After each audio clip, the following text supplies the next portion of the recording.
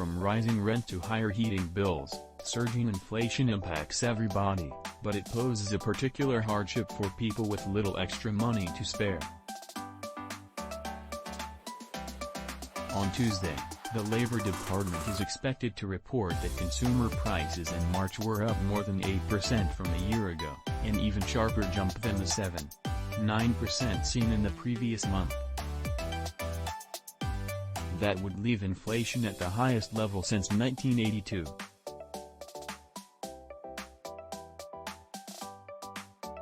While no one likes paying more for haircuts or hamburgers, high inflation is especially painful for low-income families, whose spending is heavily weighted toward necessities such as groceries and gasoline, which have seen some of the largest price hikes.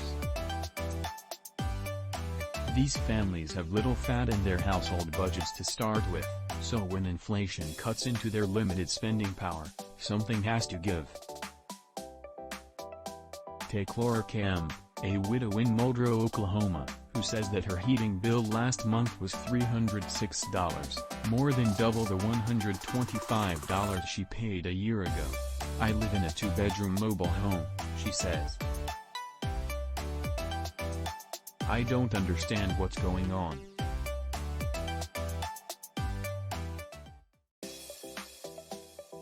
Every month it's increasing and it's taking up about a third of my income."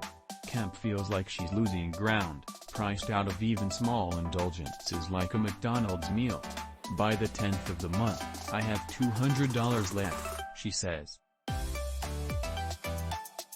"The $200 a month is now going into my gas tank. I'm not making it to the end of the month anymore," she adds.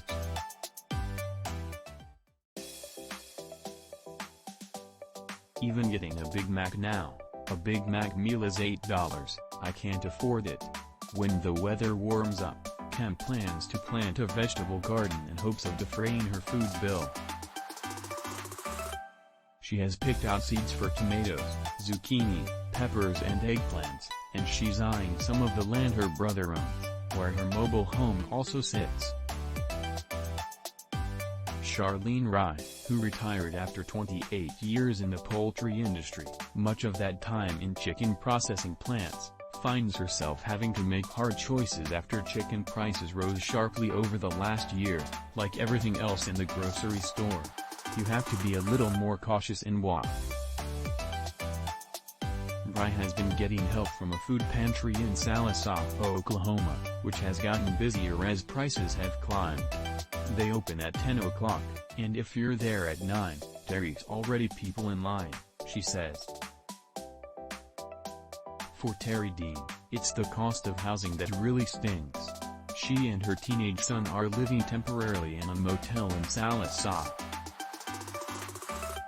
She relies on disability payments of about $1,600 a month, which for now puts an apartment out of reach.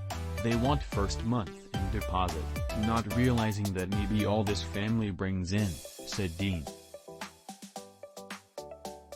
Low-income families typically spend about 45% of their income on housing, compared with 18% for upper-income families.